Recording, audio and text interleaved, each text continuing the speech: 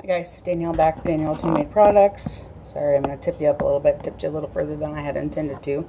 But I am back. Again, if you're new to the channel, don't forget to subscribe, like, and share. Today I am making some sponge balls. I've always heard them called sponge balls with an L in there, but whatever you want to call them, basically. What you'll need for this is going to be some sponges. You want generic ones. You don't want anything with the scrubby pad on it because, I mean, this is going to be for kids to play with. Some zip ties. Color doesn't really matter. And a pair of scissors. So what I normally do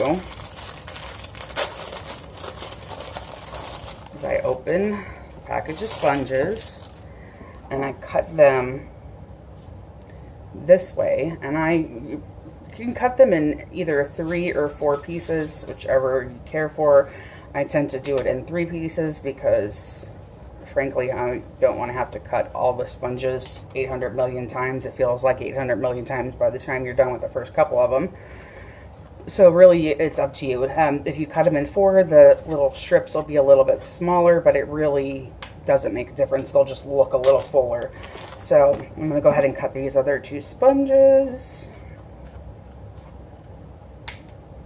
And I usually use 2 sponges per ball.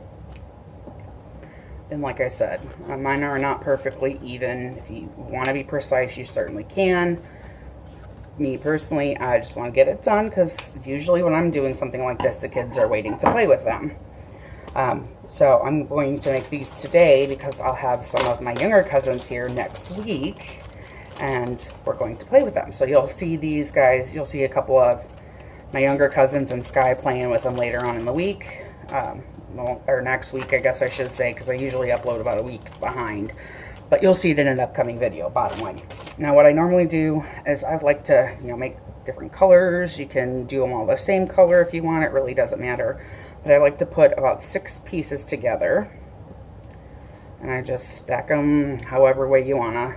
Well, let's do another purple one. Yeah, let's do a blue one. I favor blue anyway.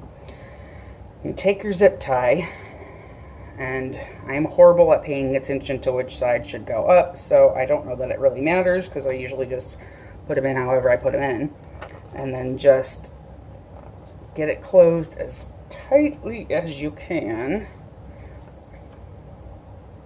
Yeah, see, I don't think I have this on the right way because it's coming back open. Let's try this again. See, even we DIYers make mistakes. Okay. Yeah, that's better. I knew it was missing a sound. So just tighten it up until it's as tight as you can get it. My hands are weak, so I tend to not be able to get them as tight as I would like. And then all you got to do is clip the excess, maybe. There we go. Excess zip tie off, and you've got sponges that you can stick in water.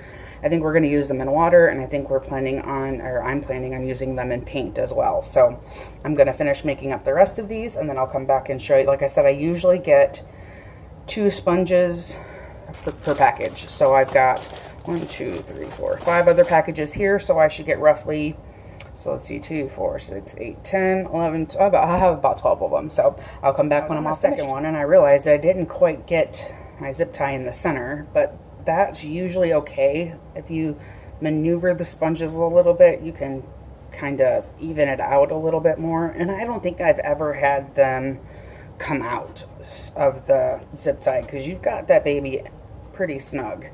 So, but if that ever happens to you, like I said, just kind of, tug on them one by one to get them where you need them to be. And they'll shift, as you can see. So I thought I'd share that just in case anybody else has that problem, because I do fairly often. All right, I'll be back when the rest are done. Just show you the difference. This one, let me move it to where you can see. There you go. This one, I cut each sponge into 4 pieces, so there's 8 pieces in here instead of 6. And this is the 6-piece one. So you can see kind of the difference in the two.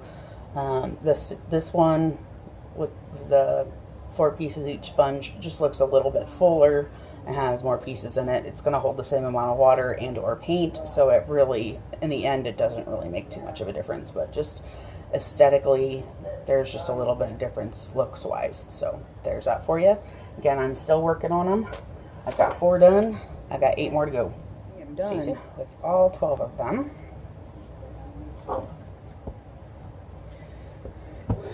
Girls are going to have fun with these. And I did go ahead and do some of them with 3 each sponge and some of them with 4 each, just to give them a little bit of variety when they're painting with them. And the plan is you dampen them with a little bit of water, dip them in some kind of paint, and then throw them.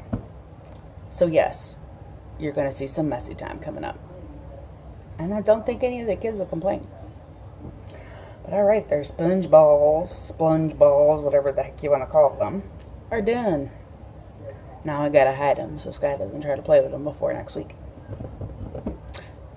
But again, if you're new to this channel, don't forget to subscribe. Have a blast, have fun, and let me know what you would use these for. See you soon. A little bit of a close-up.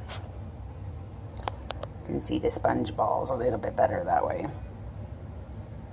If you get really close, it looks like you're in like caves and caverns.